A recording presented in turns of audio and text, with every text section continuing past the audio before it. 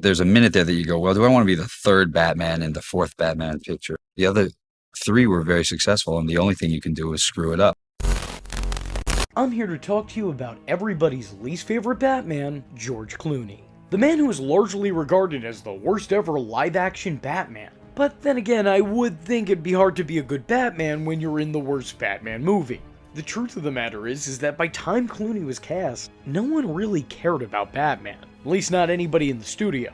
The character was nothing more than a prop to sell toys, a means to make money, a mascot. And yeah, sure, you can make an argument that pretty much that's what the business is, but at least before there was something genuine and meaningful to his previous presence. There is nothing heartfelt about this iteration of Batman. He looks, acts, and sounds nothing like either one of his predecessors. And even worst off is that he looks, acts, and sounds nothing like Batman. The character barely resembles the character that we know outside of name and costume. Everything that made this character not just iconic, but interesting and unique, were left on the cutting room floor. And I'm gonna be honest, I don't usually blame actors for this type of thing, but in watching some of the behind the scenes footage, and seeing some interviews with George Clooney, it actually seems like he's somewhat to blame. Some pages originally written that had him, dealing with his parents being dead again. And I said, I don't think anybody is going to feel sorry for and listen to a guy going, woe is me, my parents died when I was 4. He's a 35-year-old guy who lives in a giant mansion and has billions of dollars and goes out with the most beautiful women in the world and has the coolest toys and is Batman. He didn't want to betray a brooding Batman because he felt that nobody would feel sorry for him. Not realizing that this was a defining personality trait for the character, and not just a lame means of sympathy from an audience. The problem is that Batman is broody. I mean, that guy hasn't been happy since the 60s. That's just not who he is. He's not one to stop and smile. Believe me, the Joker has been barking up that tree for decades now, and got nothing. Well, except for that one time. Although, make no mistake, I don't think George Clooney is alone to blame for any of this, not by a long shot. Take a major conversational detour. The original cut of Batman Forever was rumored to be 3 hours long.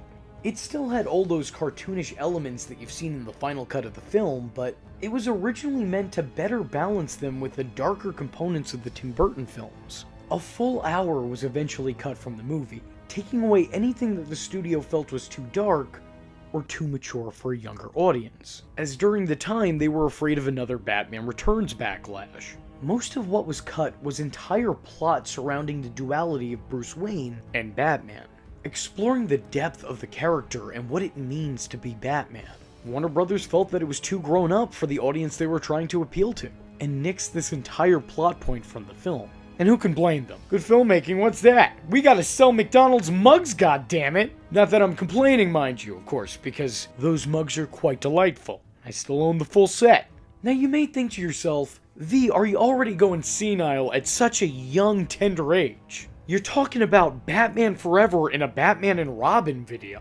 My point here is that Joel Schumacher knew going into this movie that the tortured psyche thing just wasn't gonna cut it with studios. They weren't interested in showcasing that aspect of the character. So instead of giving the audience a Batman with depth and internal struggles, they just gave us a guy in a mask. More than any Batman that came before him, or like any Batman that came after him, George Clooney personifies guy in suit. Because he never feels like a real hero, he feels like a guy in cosplay. Like, I'm sure this man has won a Comic-Con contest in his day, no doubt. But roaming the streets as Gotham's greatest protector? Yeah, I don't know. I'm not buying it. I don't really get that vibe from this guy. But what's really bizarre for me, though, is that they replaced Batman's alleged broodiness with blatant blandness. Point blank, Batman is boring in this. Like, really boring in this. This is such a nothing performance, because there's almost nothing to say about it. George Clooney sleepwalks his way through each and every scene that he's in, and whenever it looks like he's attempting to emulate emotion, for some reason he turns into a bobblehead. I don't know why this happens. I can only imagine that George Clooney must have been short-circuiting that day, which would not surprise me given his robotic portrayal of Bruce Wayne. It feels like there wasn't even an attempt made here. It doesn't feel like he was actually working when he was on set. He was just there for attendance purposes. every line he delivers feels like it's the first time that he's reading it. And when I say that he delivers every line like he's just reading it, I don't mean like he had the script, read it over once, and then they started rolling. I mean it's as if he's reading it off cue cards held up by Joel Schumacher off camera. And to make matters even worse, he reads out loud like the kid in class you don't want to get called on. Look, I'm not an actor, but this movie makes me think that George Clooney isn't one either. I don't buy a single thing this guy says, and I wouldn't pay him to be Batman. I know that sounds harsh, but this was such a monumental fumble. And what really gets me is that George Clooney isn't a bad actor. He's actually quite talented. He's had some fantastic performances both before and after this movie came out.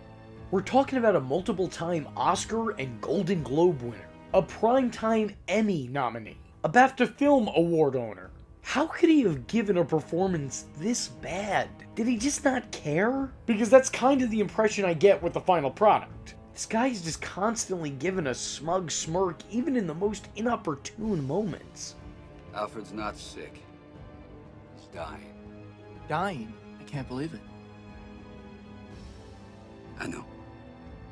Like what the hell, dude? That shouldn't be something you're celebrating.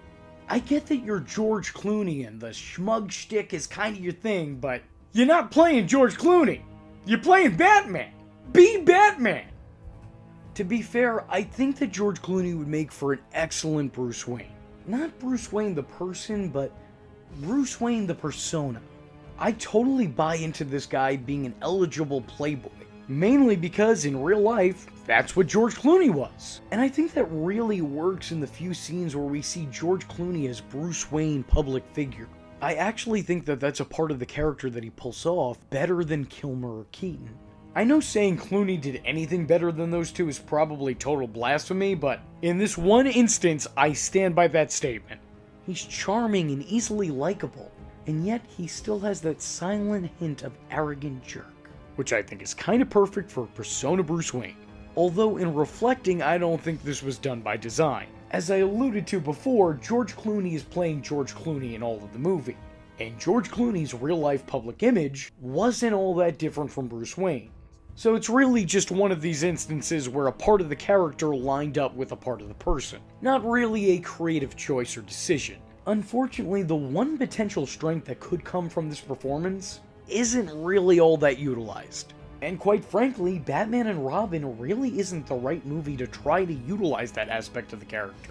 You know, having Christian Bale's Bruce Wayne rendezvous on the town while Poison Ivy and her plant monsters are taking over a neon-lit night city probably would come off as a little bit laughable.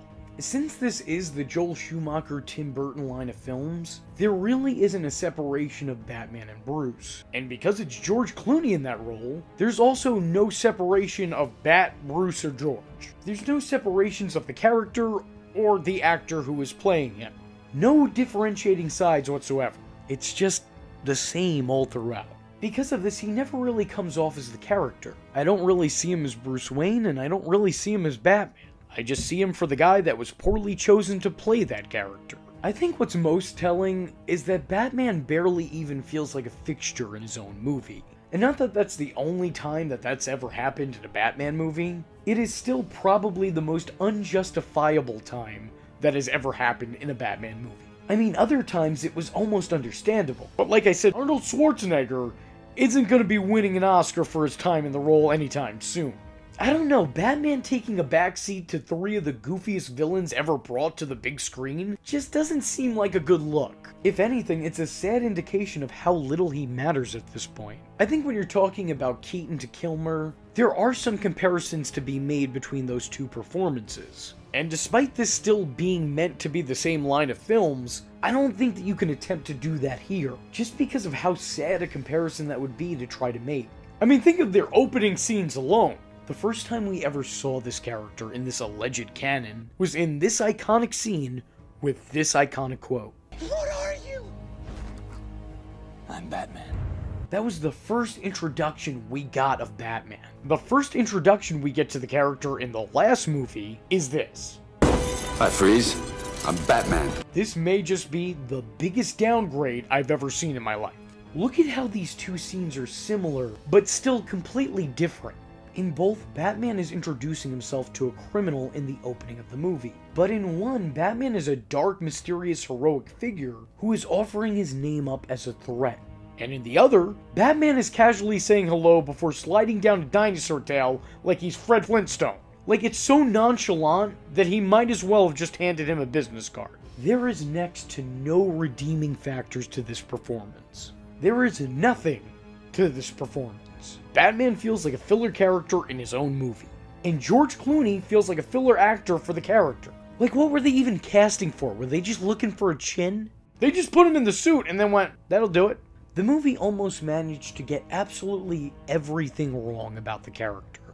Almost. There is one thing I want to note. The writing for the character in the movie isn't always awful. I mean, it's mostly awful, as we've covered before. It's pretty awful, but there's surprisingly instances of the character we know desperately trying to break through this bad movie and bland characterization. The way Batman handles Mr. Freeze is surprisingly perfect.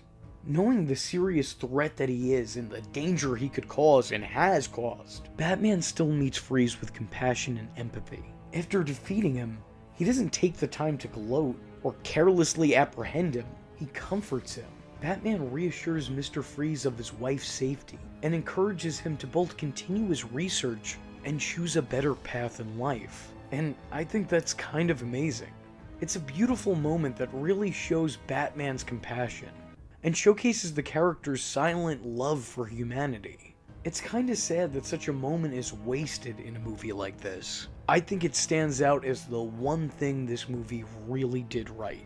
The one thing that they really did right by the character. And I think it deserves credit for that. It may have screwed up a whole lot, but it didn't screw all the way up. I think what really stands out about this is that this is something that this movie got right that the other movies didn't manage to. I mean, just look at Batman's history with the villains in the other films. He's responsible for at least one death per movie. Kills the Joker at the end of the first one, kills the Penguin in the second one, kills Two-Face in the third one. I don't care if you say that he just let him die, he enforced his death. So yeah, this is the way that I think Batman would handle this kind of situation. Now granted, it doesn't make up for everything else. This moment is mostly lost in the hilarity of the awfulness that is Batman and Robin, and I understand why. But it's also because of that hilarity and awfulness that this moment stands out that much more to me. I think it's a real touching moment that showcases Batman's humanity in a way that wasn't spotlighted in the previous Batman performances. Nonetheless, George Clooney has definitely earned his spot as the worst Batman of all time. No one is disputing that. Certainly not me. He was bad, and it was partially his fault. However, the one good thing to really come out of his time in the role is his sense of humor about his time in the role. I'm glad he's had a successful enough career that he can look back and joke on what ultimately almost ended that career. But, you know, I thought at the time this was going to be a very good career move. It wasn't. Since my Batman, I was disinvited from Comic-Con for 20 years. I wasn't a very good Batman. I'm the first one to say it. I screwed it up so badly, I'm not allowed to weigh in on any of those subject matters anymore. Didn't you apologize to the crowd at Comic-Con for Batman and Robin? I always apologize for Batman. I did have great nipples. I need a name. Batboy, Nightwing. I don't know. What do you think? What's a good sidekick name? I'm going to talk to you about everyone's favorite sidekick and the most underappreciated actor who ever portrayed him. Today, we're covering Chris O'Donnell's time as the boy wonder Robin. Robin may just be one of the most overlooked and underappreciated elements of the first four Batman films. While he's brought up in conversations, I find more often than not it skews more toward bad than good, but I personally don't think it's all that justified. There are a lot of problems with this particular performance, but there's also plenty of praise to raise down on it as well. When discussing Chris's time in the role, I find it's best to break it down into two parts, and those two parts being the two movies that he starred in as the character. It's the same role, the same actor in the role, and even the same director guiding that role? I don't know, I had to finish it. But there's a fine line between the Robin we got in Batman Forever and the Robin we get in Batman and Robin. In the first Schumacher Batman film, there was a lot more nuance to this performance. We're introduced to a young man who's just faced the same trauma that Bruce Wayne has. made to experience the very same pain that turned Bruce into Batman. Bruce selflessly steps in to provide for the young man, and silently guides him down a better path that he himself walks. But ultimately, the kid involves himself in Bruce's world, and goes completely against his wishes and aids him in his fight to stop crime. Try as Bruce may, he just can't seem to talk sense into this headstrong hero in training. In terms of being an accurate depiction of fiction's most famous sidekick, there are a couple things that separate this on-screen iteration from the character from the cartoon and comic panels. The most obvious of which being age. Chris O'Donnell was playing a character nicknamed the Boy Wonder at 25. Though the character in this continuity was supposed to be around 16 or 17 years old, it was still very obvious that he was being played by a man. A young man, mind you, but a man nonetheless. The aging up has its up and downs. This creative decision comes with a lot of benefits, but also with some blemishes as well. This was always a factor that I wasn't too sure of how it would look on the big screen. I think there's a level and several layers of reality removed when you're watching a cartoon kid get beat up in a fight, rather than watching an actual child in a costume be beaten by grown men. You know, one is a little bit easier to stomach than the other. It also makes Robin's decision to take on the whole crime-fighting gig feel more like it's his own decision, and also, it helps that he has some idea of the gravity of the situation. And just in general, I think it would have been a little bit harder to justify a 9-year-old karate-kicking those he comes up against. However, aging the character up does sort of convolute and confuse the dynamic of the dynamic duo. Certain integral plot points and story beats come off as laughable and completely unjustified. This orphan being taken in by Bruce Wayne is now very confusing. Being that Chris O'Donnell was already grown, this charity doesn't feel at all necessary. He was supposedly 17. He still had his circus family, even if he did just lose all his blood circus relatives. True, he wouldn't have seen a life of luxury before Bruce Wayne, but he would have been taken care of, I would think. In Batman Forever, they have a much more traditional mentor-protege relationship, while in Batman and Robin, the two are billed and treated as equals. Or at least Robin struggles to be seen as Batman's equal. Creative couldn't decide if Robin was supposed to be Batman's pseudo-son, or his potential younger brother. In the first movie, Batman takes Robin under his Batwing, but in the second movie, the two are at constant odds, with Robin wanting to be seen as being on Batman's level. Robin reads more like an annoying little brother desperately seeking his older sibling's validation. Despite the age difference, I think in a lot of ways, Chris O'Donnell really personified Robin. Just maybe not the Robin that he was playing. While he may share a name and an origin story with the original Robin, Dick Grayson, personality-wise, he comes off much more like a Jason Todd. In the comics, the first Boy Wonder is a total Boy Scout. He and Bruce had their differences over time, but in his youth, he was just a good soldier, blindly following orders with very little resistance. He did what he was told and asked no questions. Of course, this is really just an oversimplification of the character, but he is remembered as the perfect sidekick. His successor, however, was kinda written to be the exact opposite. Jason Todd was an impulsive, and at times, selfish, immature brat. He had an attitude, and was just as likely to do his own thing as he was to follow orders. A character much more in line with the character that Chris O'Donnell played. It almost felt as if Schumacher's approach to the character was to make him a PG Jason Todd just with Dick Grayson's backstory. And if that was the intent, I would say he succeeded. Chris O'Donnell personified rebellious youth. He was a young man with an attitude problem and a chip on his shoulder. He had a retort and response for everything, even when he wasn't being asked a question. He's an adrenaline junkie that lives for the moment and treats every moment as if it were his last. He has a lust for life that your traditional do-gooder just doesn't.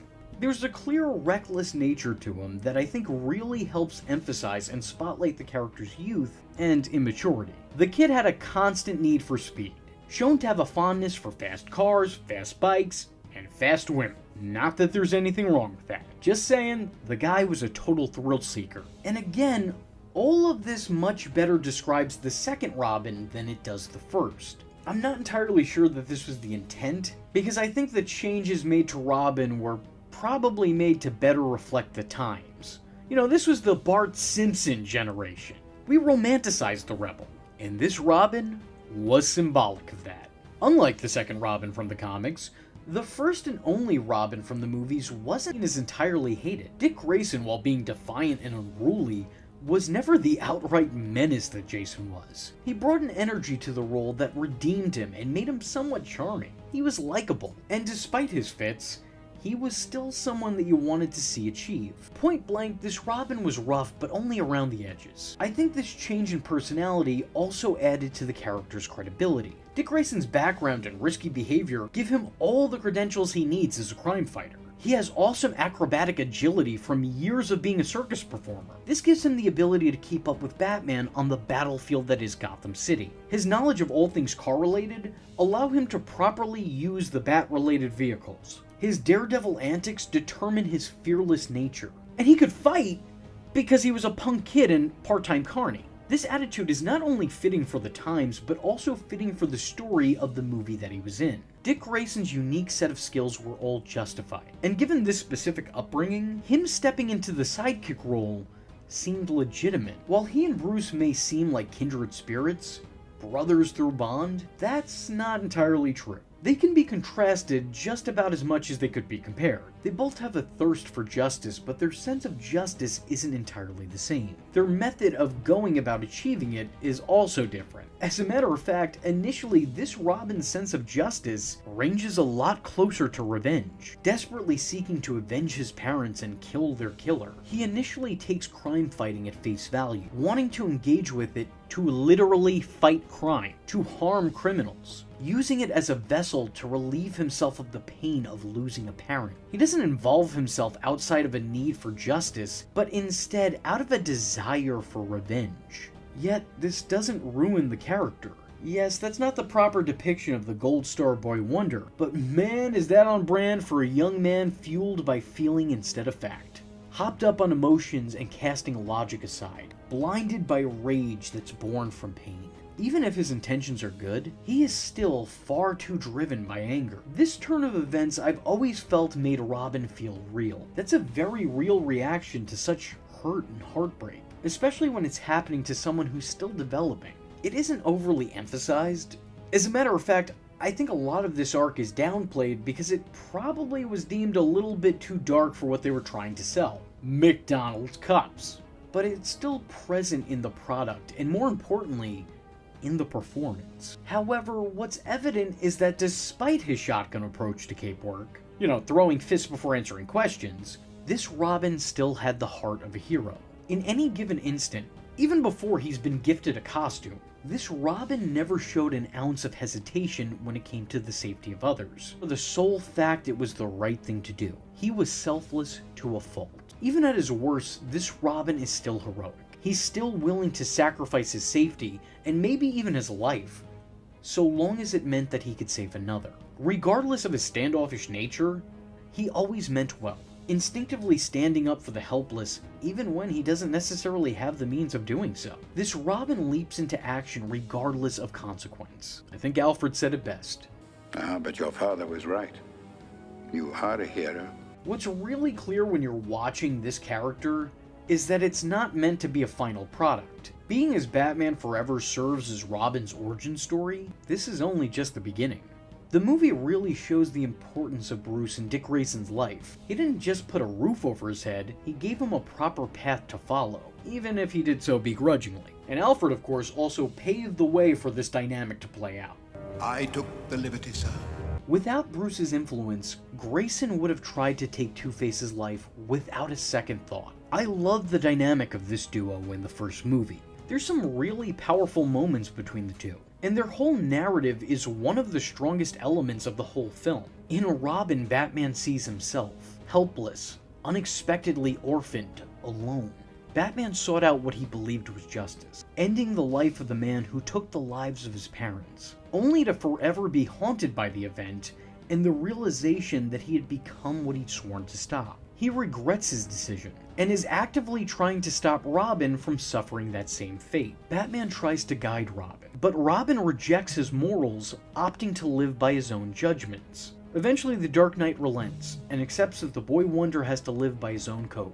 But when confronted with the opportunity to take Two-Face's life, he doesn't. At his own volition, he does things by the book. I really appreciate that. Because for me as a fan of the character, this always felt like a defining moment for the hero. This was a giant leap in the right direction. He was inching closer to being the Robin that we all know and love. There's a pretty strong and underspoken moment in the finale of Batman Forever, where Batman tosses false coins into the air, intentionally tricking Two-Face into falling to his death. This is Batman rewarding Robin for his decision by giving him exactly what he wanted, while still sparing him the burden of having murder on his conscience. Being that this is a burden that Batman already carries, he sort of sacrifices his soul to save his friends. Silently, that speaks volumes about the character's moralities, mentalities, and more importantly, their friendship. For what it's worth, I've always thought that with the tone of the movie and the time period that this was made in, Chris made for a pretty damn good Robin. He was believable in the role that he was given, and I think he brought a little bit of credibility to the character during a time when Hollywood was still unsure of him. I actually really appreciate this Robin. Not just Chris O'Donnell's time in the role, but even the window dressing of the character. Small details like having the original outfit and iconic design used as a circus look. Having that be the Flying Grayson's costume. It's not only accurate to the source, but it's also a nice nod to the fandom. Being done at a time where fan service really wasn't a thought. There's a lot to love with this Robin, but the issue with this praise only extends as far as the closing credits of Batman Forever. Because Batman and Robin, well, Batman and Robin was an entirely different experience. While I can safely say that aesthetically this was a big upgrade, giving Robin his Nightwing suit early, just now with a color swap and a cape, it's a pretty inspired choice. Overall, good look. Could have done without the nipples and the codpiece, but, you know, I mean, Joel Schumacher's directing, so you're gonna get that. Regardless, I would never snicker at the rest of the suit, because I think that it was surprisingly one of the coolest Robin costumes ever put to screen. I still think that it is one of the coolest looks Robin has ever gotten. If you could just overlook the codpiece and the rubber boobs, I'm telling you, this suit stands out. It's impressive. Far less impressive is the material he was given to work with in this movie. The best way to describe Batman and Robin would be to say that it is more rubber nipples than it is Nightwing chest plate. Anyway, while I do think the suit was a significant upgrade from the Robin costume in the last movie, everything else about the character really just felt like a major downgrade. And I mean this in just about every way imaginable. Like, all around bad. From a fighting standpoint, in Batman Forever he was holding his own and taking on street gangs before he was ever trained by Batman. And now he's having a hard time handling himself against Batgirl before she's been trained by Batman? Excuse me? This kid is getting his ass kicked by Alfred's niece? In terms of characterization, I wouldn't say that the character was drastically changed in the second installment. It somewhat felt in line with the character that was presented in the first film, but it lost all the charm that it carried. If you took all the bad qualities of the performance in Batman Forever, wiped out anything that made the character redeemable or even likable, that would be the Robin from Batman and Robin. Everything that made him special was missing, and in its place was an exaggeration of every negative quality present in the film prior. The character is depicted as being a whiny, selfish brat who puts his own personal needs as his top priority. He spends all of the runtime complaining that he's not as respected as Batman, but also not making any decisions or choices that Batman would make. So when the film finally acknowledges him as being on Batman's level, you kinda wish it didn't, because he's proved otherwise. He's been immature, he's been irrational. Why are we rewarding him?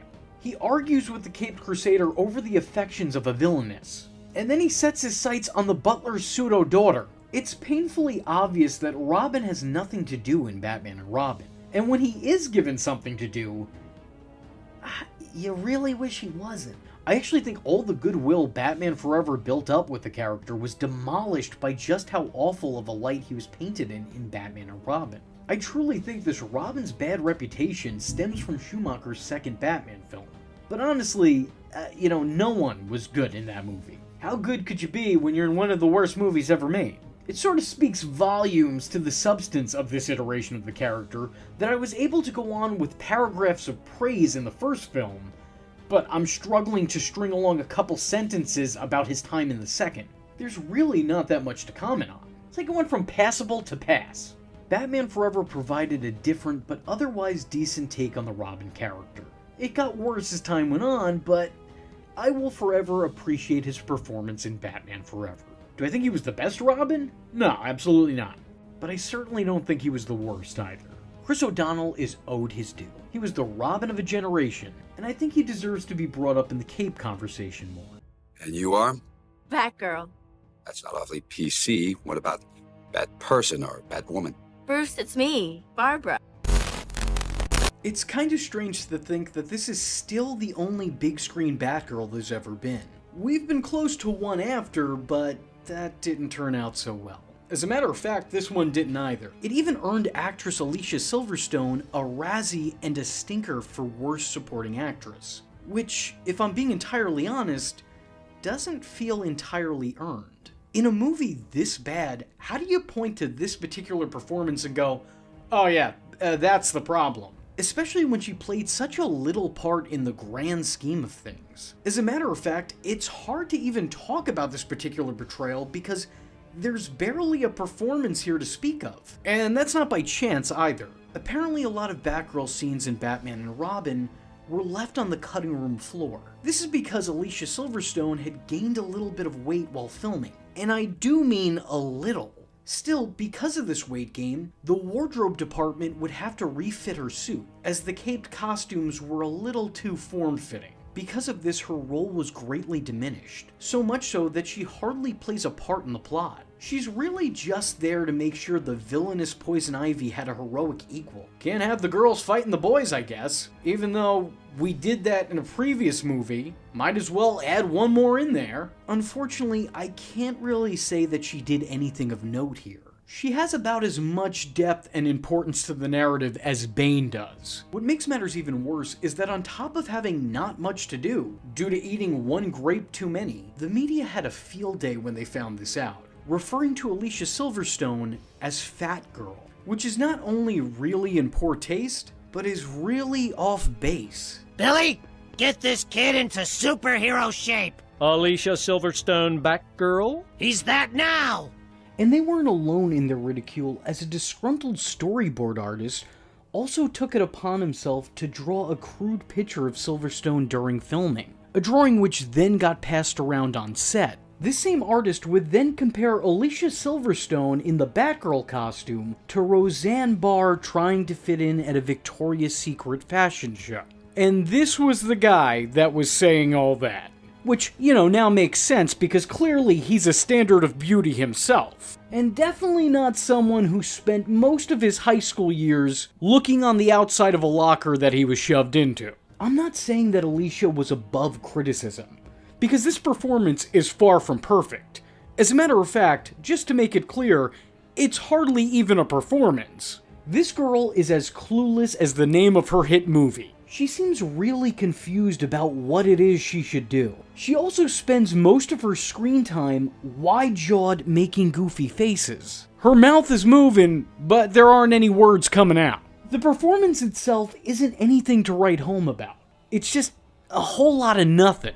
I can't actually find any positives to speak of here. I just don't agree with all of the critiques that she was giving. Especially the ones that seem to either be focused on the appearance of the person playing the part, rather than the performance of the person playing the part. Or how they harped on one mundane portrayal amongst a sea of awful adaptations and terrible iterations of characters. She's no worse than anybody else in this movie. As a matter of fact, I'd even argue that she's not as bad as some of the other heroes and villains that she shared a screen with. She was brought into a movie that was made not to tell a story, but instead to sell some toys. And it shows. Batman and Robin is a shameless, soulless 2-hour toy commercial, so it makes it hard to specifically blame Alicia Silverstone for her quote-unquote take on the Batgirl character. It seems like the movie itself didn't have an actual vision for her. She was only hired to be girl sidekick and beat up girl bad guy, and maybe sell an action figure or two.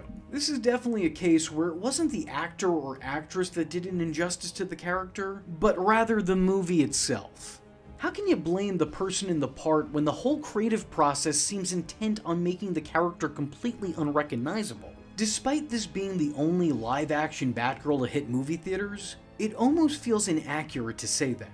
Because this wasn't Barbara Gordon, Commissioner Gordon's daughter. This was Barbara Wilson, Alfred Pennyworth's niece. Now, I can understand why this change may have been made. Making her a relative of Batman's butler definitely helps connect her to the dynamic duo a little bit better, especially when considering that in this continuity, Jim Gordon wasn't as close to the Dark Knight, or, well, even competent.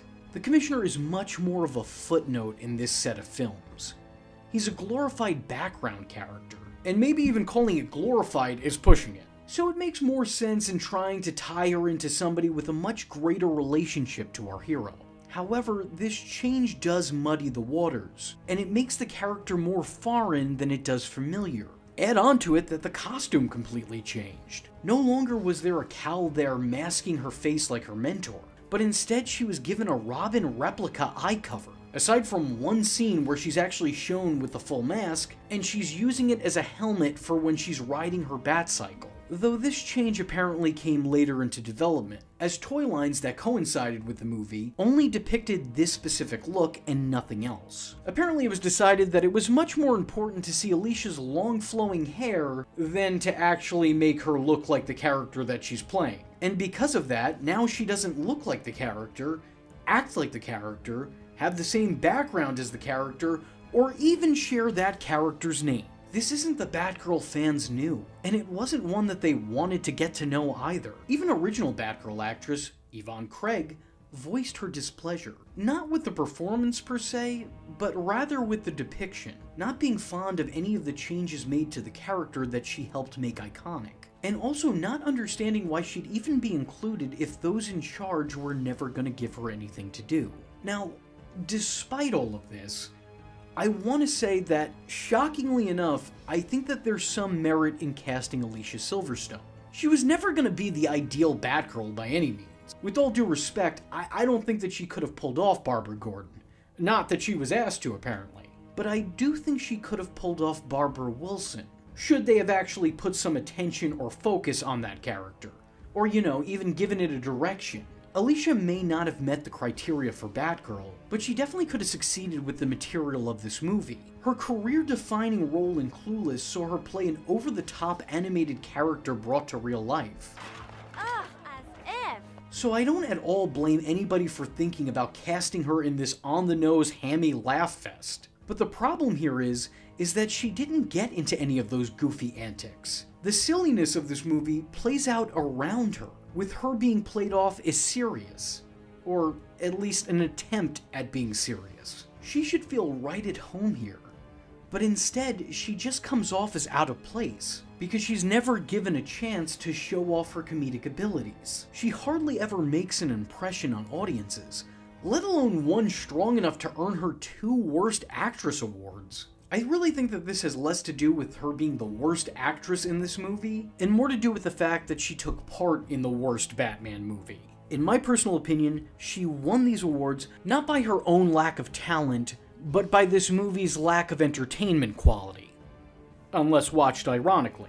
When the movie is literally called Batman and Robin, even though it features the introduction and inclusion of a Batgirl, I think it's more than obvious that this character was always just an afterthought. And even calling it that might be giving it too much credit. There are a lot of scenes and even story beats that were dropped from the film entirely. For starters, despite being referred to as Alfred's niece, in the original script and some of the scenes shot, it was emphasized that this wasn't by blood relation or even marriage. Instead, this was a term of endearment. She wasn't the daughter of Alfred's sister, but rather the daughter of the love of Alfred's life, someone he looked after and continued to do so from afar.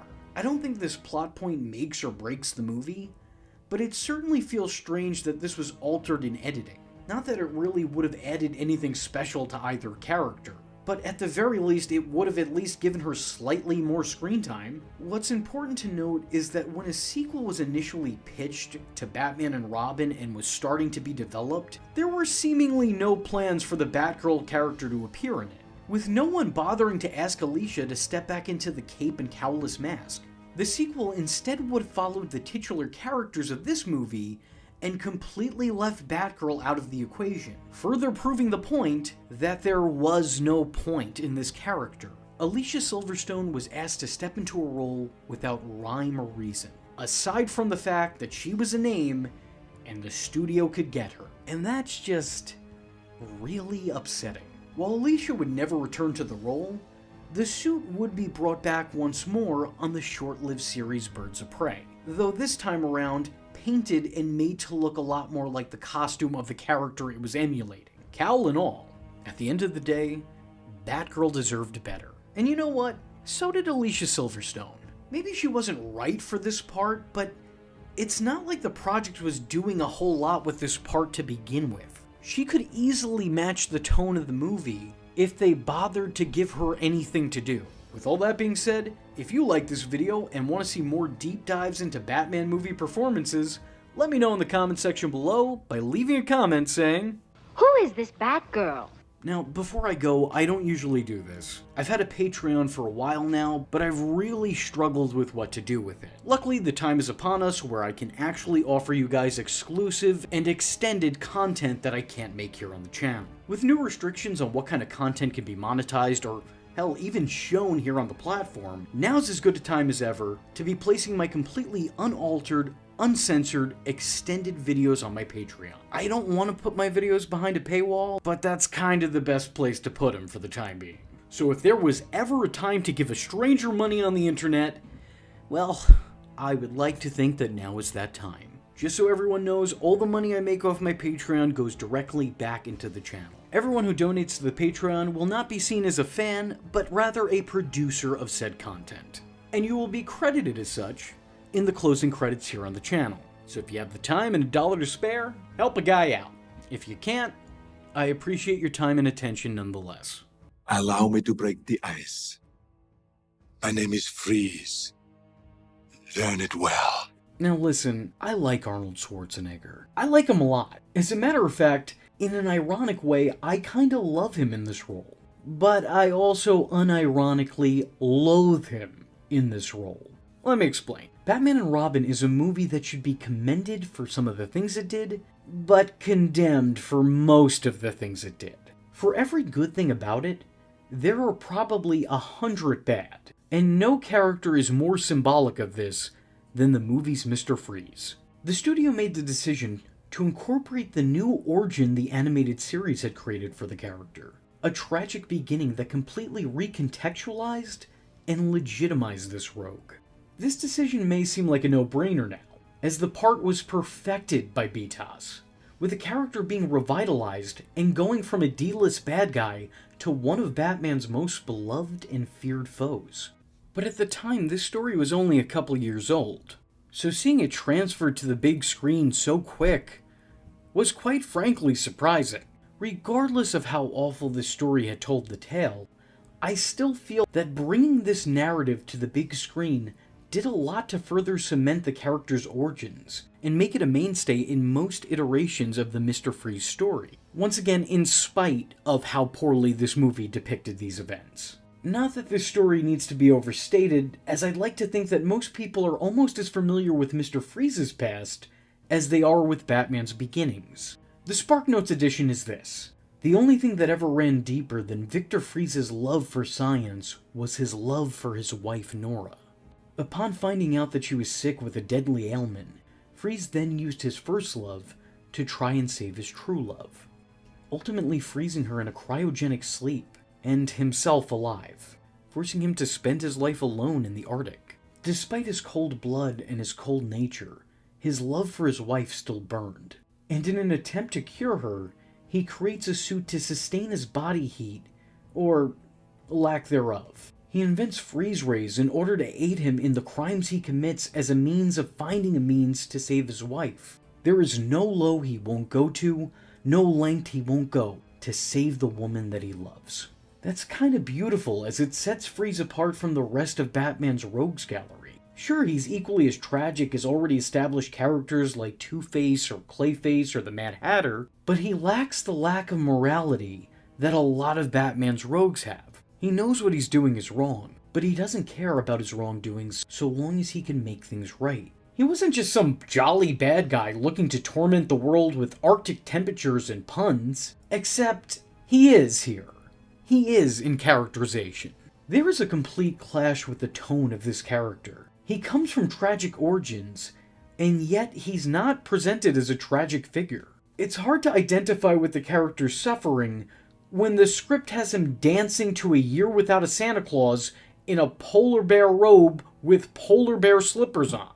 Yeah, I'm not really feeling this guy's pain here. He's made such a goof in this movie that it makes you wonder why they even bothered, especially in a movie that hastily recreated Batgirl. To say this part was poorly profiled is an understatement. Despite staying true to the tale in the tale itself, the character in this story, in depiction, is the antithesis of the anti-hero.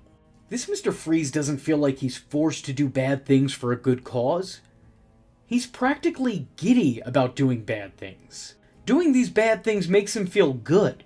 He spends the vast majority of screen time smiling and making poor puns. Without exaggeration here, almost every line that he delivers comes with a punchline. When the primary point of Mr. Freeze is to crack jokes, I think you've missed the point of Mr. Freeze. Mr. Freeze's demeanor is meant to be as cold as his veins. He's so stoic that he almost comes off as lifeless. His pain was evident in his nearly nihilistic nature. He has a temperament as icy as his temperature. To take a character overcome and transformed by his grief and turn him into the movie's comedic relief, quite frankly, I think is the most egregious thing this movie does. And really, that's saying something. Making him the movie's joke machine makes the character a joke.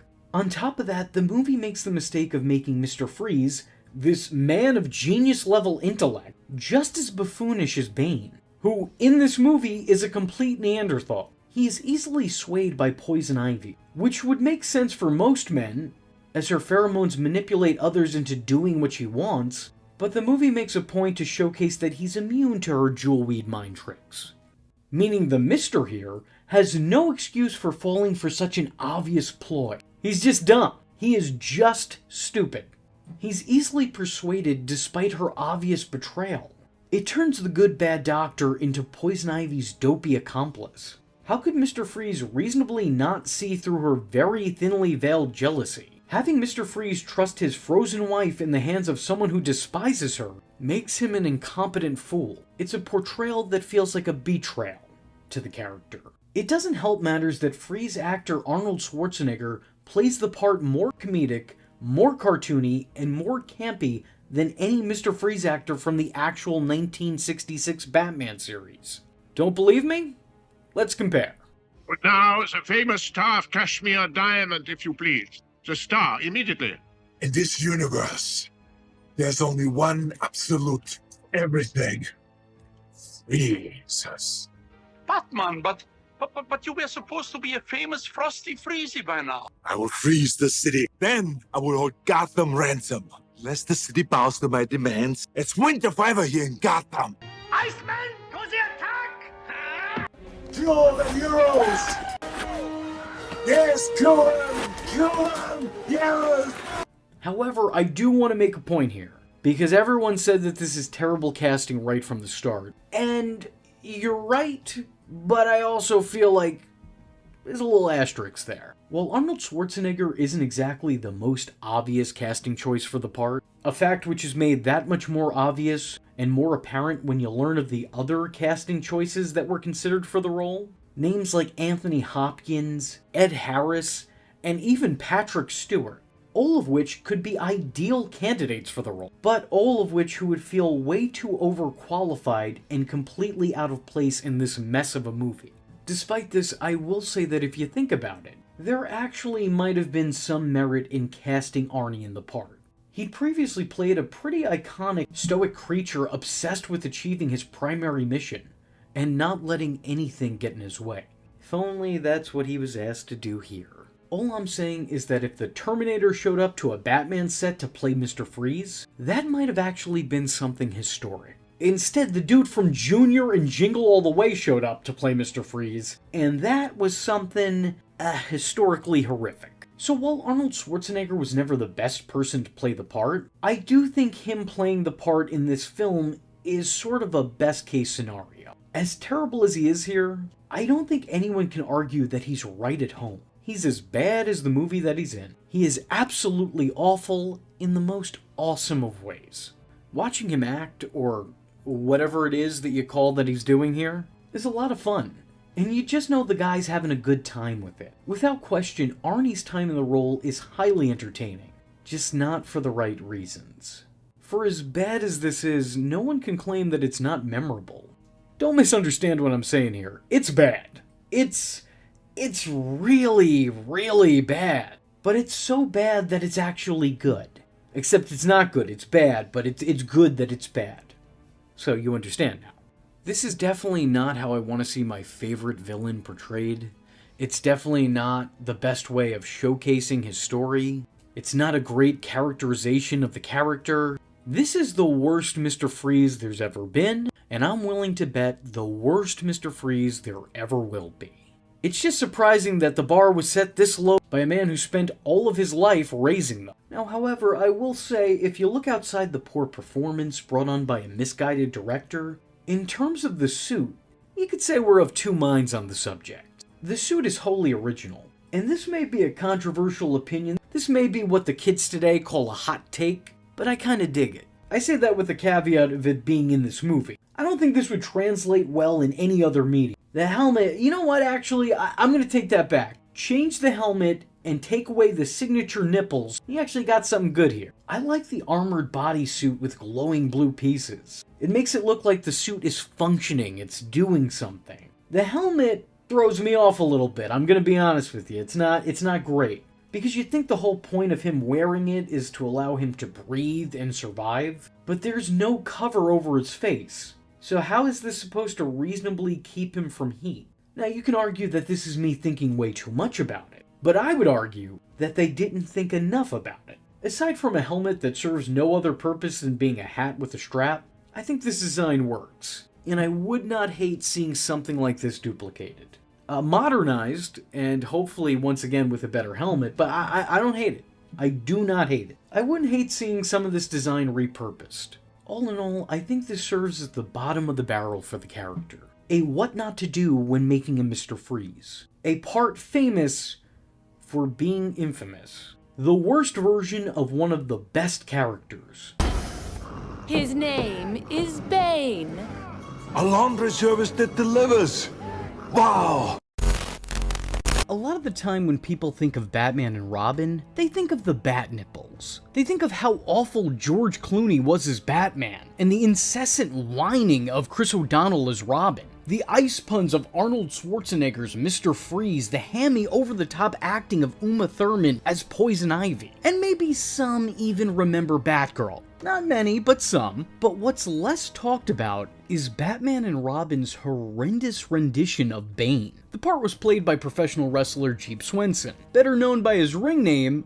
Oh, yeah, I'm not reading that one. You guys could go ahead and Google that on your own time. But the problems with this part have nothing to do with who was playing him, and everything to do with the creative that was writing him.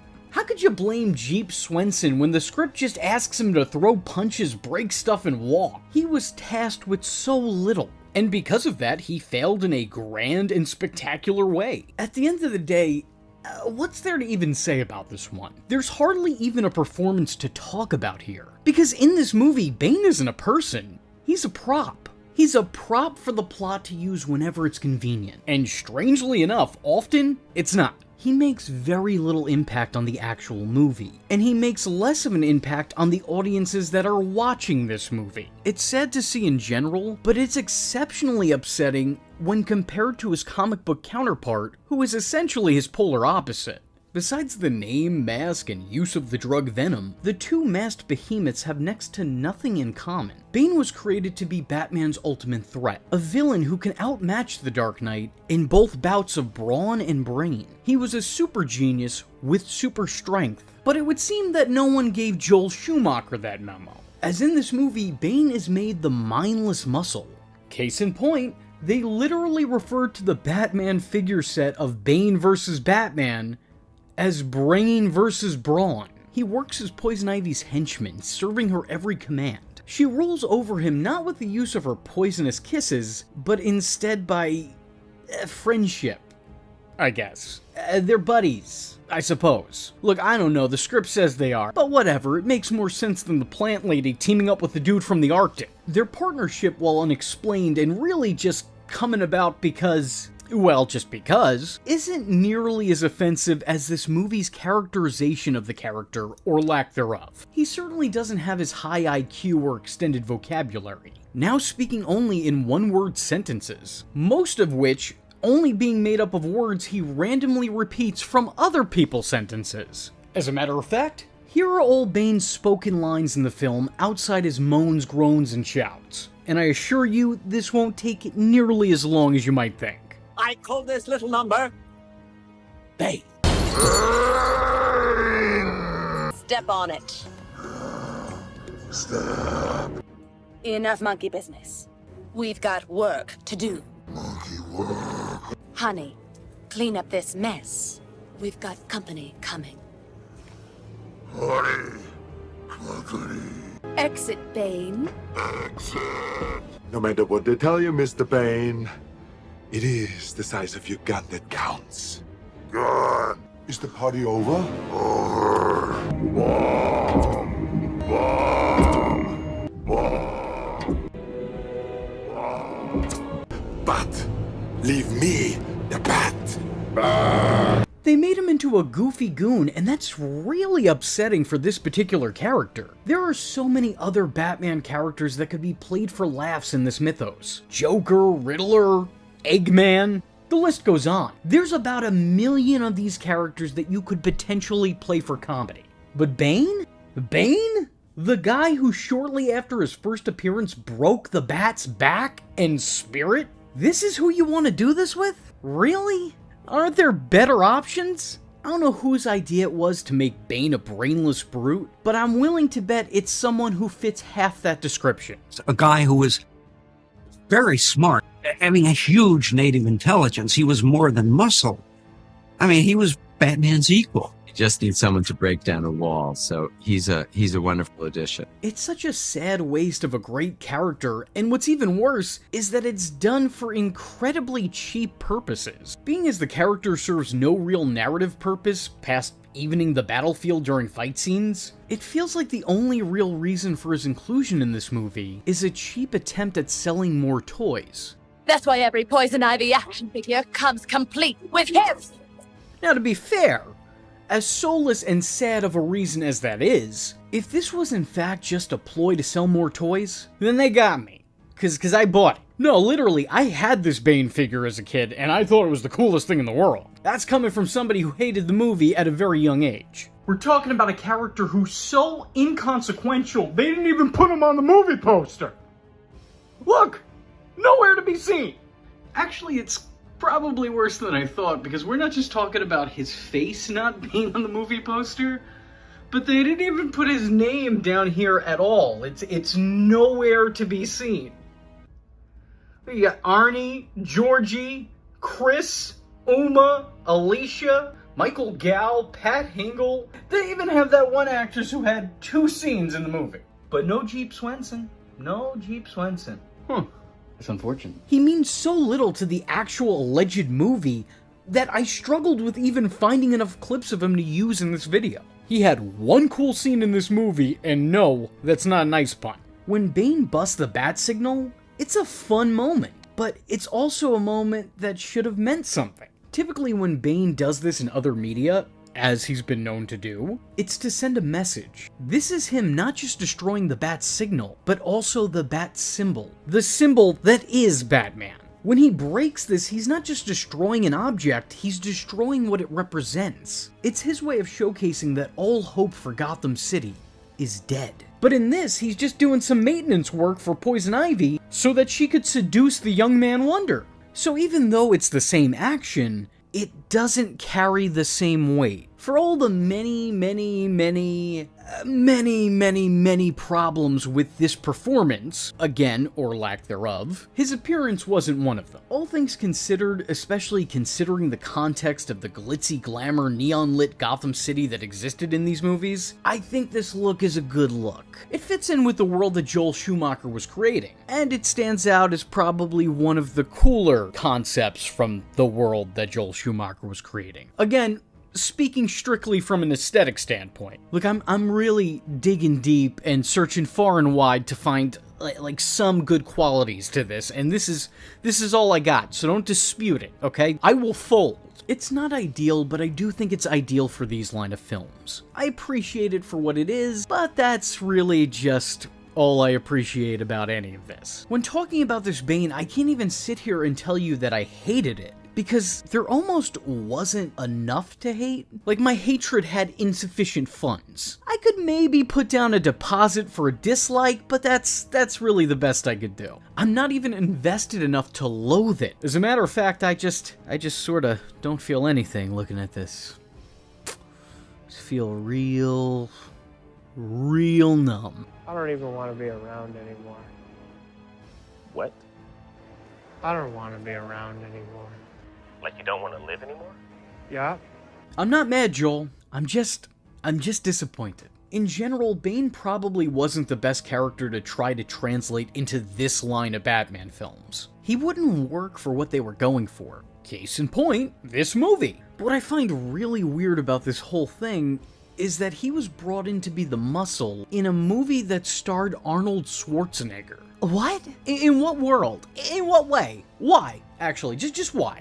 Why? Isn't that sort of a waste of both of their talents? I know that they tried to saddle Mr. Freeze up with an oversized lab coat prior to his frozen second coming, and then they put him in an extra large cyber suit after the fact, but none of that was fooling anybody. Mr. Freeze is more than capable enough of defending himself and Poison Ivy. I mean, come on, we're talking about pumping iron here. Outside of the attire and appearance, everything else about this alleged performance is a complete miss. Bane is a science experiment gone wrong that's been taken under the control of Poison Ivy. He's made to be the manipulated muscle. It really feels like the research that was done on this character began and ended at an ocular pat-down. They took one look at this guy and thought, a big guy, big muscle, that's it. Oh yeah, I get it. But clearly they didn't. Unlike the rest of the characters that are playing into the plot, Bane is just there to show off feats of strength and beat people up. I don't know if any direction was ever given to him past swing away. To the movie's credit though, and I really hesitate in saying that,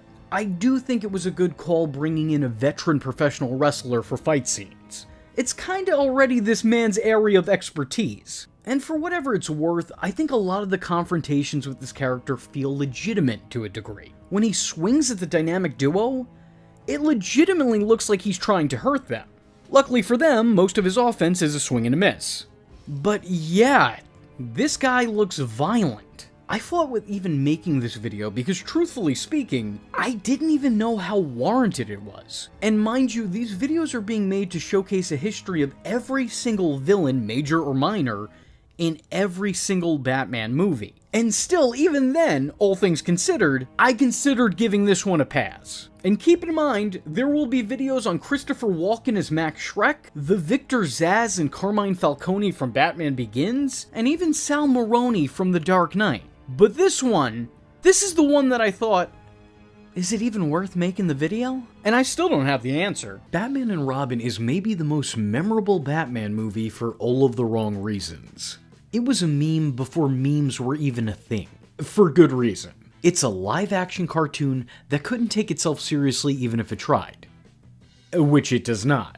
But in a movie where every performance is a punchline, in a sea of so bad they're good performances, there dared to be one that was actually almost unironically good. You know, if you're grading on a curve. This includes the returning cast as well. With the exception of Alfred Pennyworth, because honestly that man was a national treasure.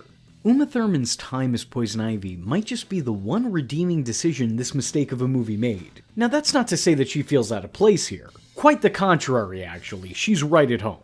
Acting every bit as campy and over the top as the cast that she shared a screen with.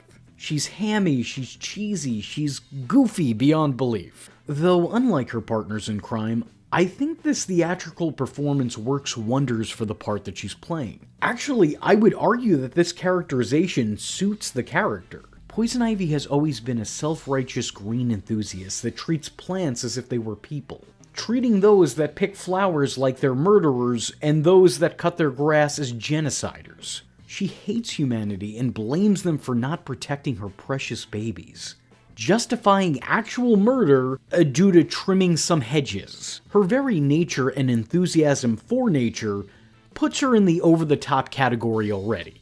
So Uma Thurman giving an over-the-top performance is just sort of the perfect pairing. And while she's definitely kicking things up to an 11 at all times, I wouldn't say that her performance was all that bad.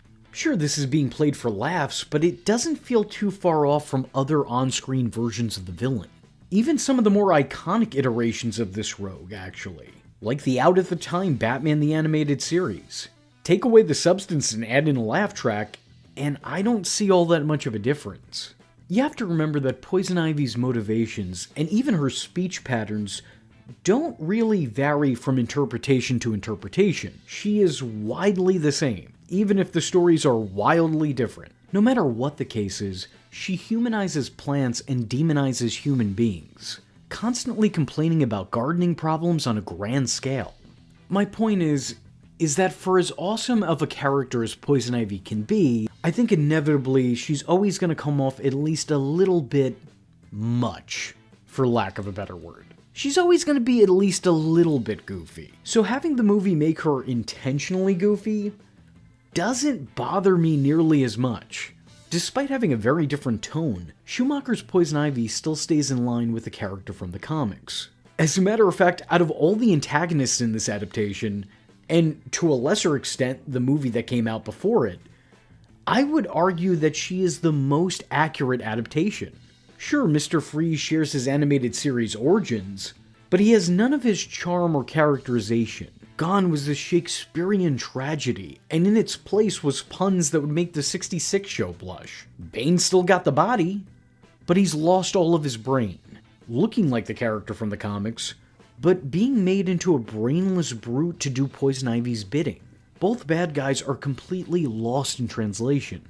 Mr. Freeze has made a joke and Bane is turned into a heavy, but Poison Ivy still feels like Poison Ivy. Out of everybody in the movie, she's really the only rogue that resembles her source material self. And I mean that both in terms of depiction and design, because I think this character really excelled aesthetically. She looked plucked straight from the comics. Pun intended. Not in the sense that she wore these outfits there, but these outfits are ones that you could easily see that character wearing. Her look complements her larger-than-life personality. It's loud and obnoxious. It demands attention when you're in its presence. Much like the character, Joel Schumacher was a visionary, with an emphasis put on vision. He wasn't a big picture kind of guy, but he made every frame in one of his movies look like a photograph. As a matter of fact, he was convinced Uma Thurman was right for the role, not after seeing some previous performance, but instead after seeing her on the cover of a magazine. Schumacher felt that she was the most beautiful woman in the world, which means his casting of her was entirely up to how she'd fill out the outfit rather than how she'd play the part. Not a great way of choosing who to cast necessarily, but it's hard to argue that she wasn't the right choice for that costume. I've seen plenty of people over the years cosplay this part. I'm talking good cosplayers who put a lot of time, investment, and money into their craft, and none of them ever even come close to looking like this. There's just something about this particular person in this specific part. I think she just had the right look for this look. It should also be noted that her wacky wardrobe served a purpose. The costumes weren't exactly subtle, but the fact that they're visual representations of her transformation seemed to get lost in translation, with each attire being inspired by a stage of metamorphosis, showcasing both the progression of her condition from the accident and her full turn to the dark side. So by the climax, she's gone full Venus flytrap supervillain. And it's actually kind of awesome. I'm not going to dance around it. This may be an unpopular opinion, I'm not really sure, but this design is definitive to me. When I think of Poison Ivy, I think of this. Once again, look-wise. Great stems, buds, too. Yeah, those are nice. In terms of her performance, I think it's only bad in the sense that it fits the tone of a bad movie. Yes, it's non-stop nonsense. It's all style and no substance. And it could come off so dialed up that Broadway actors playing to the cheap seats might see this and tell her to tone it down. But it's Batman and Robin. If there was ever a place to play this part, it's here. Uma Thurman feels like a femme fatale pulled straight from the 66 series. I would even argue that she's in the same vein as that show's Catwoman, with the two being overly theatrical seductresses. They also share a similar style, what with the two both having the jumpsuit with a belt look. My point here is that I think that she'd be more endeared had she played the part there as opposed to here. So I think it's ultimately less about her and more about the project that she was a part of. Because people don't fondly remember Batman and Robin. So people don't fondly remember things about Batman and Robin. Being the best part of the worst Batman movie just equates to taking part in the worst Batman movie. Out of everyone who participated in Batman and Robin, Uma seems to be the only one who did so without any regrets. From all I've seen, read, and heard over the years, she's the only one to have never said a bad word about her time working on set, actually referring to it as a nice creative experiment on at least one occasion. And you know what? I think that definitely comes across.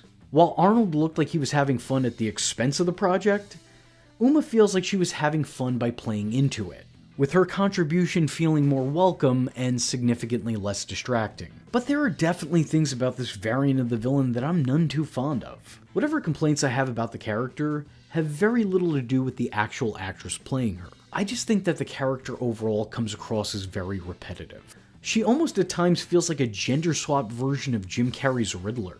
It's never a good sign when you can use the same specific description to describe two separate characters. In Batman Forever, Jim Carrey is an overly emotional redhead with glasses looking to take revenge on their former employer, who unknowingly wronged them in some way. In Batman and Robin, Uma Thurman is an overly emotional redhead with glasses looking to take revenge on her former employer who unknowingly wronged her in some way.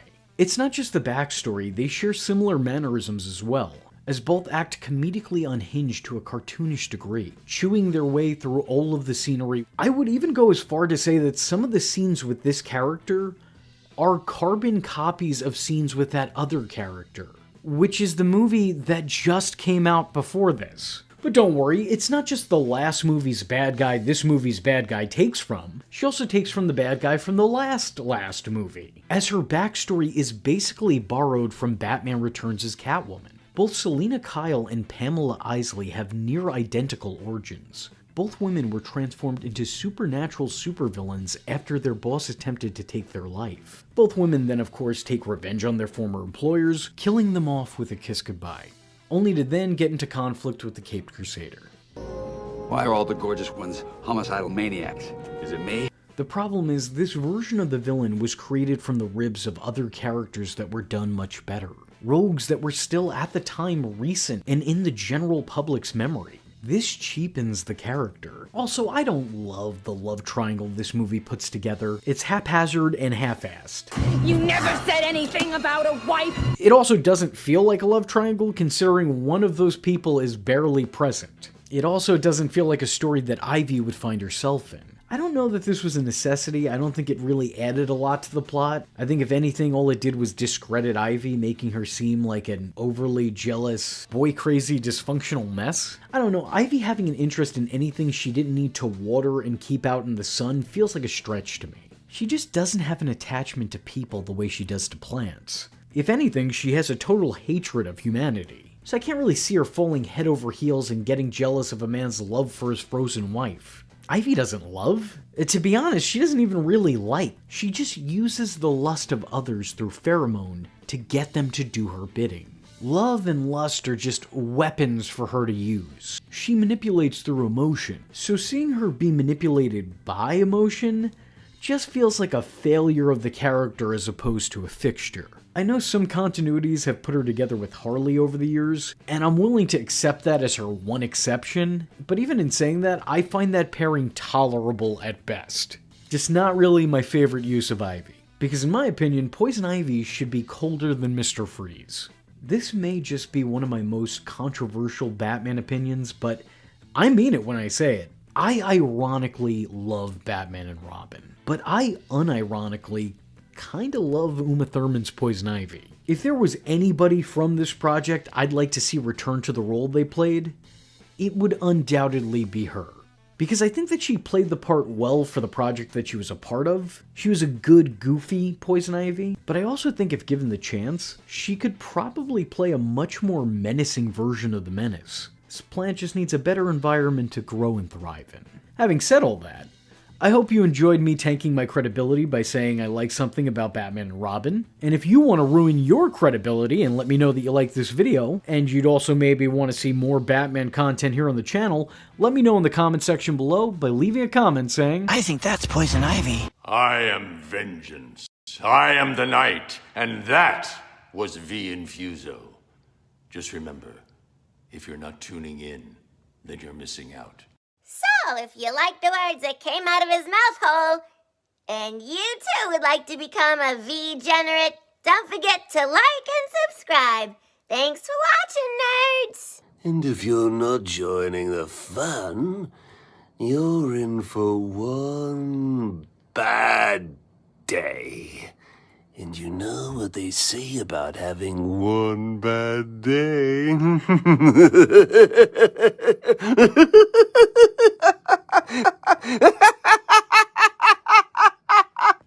Catch him next time. Same bat time, same bat channel.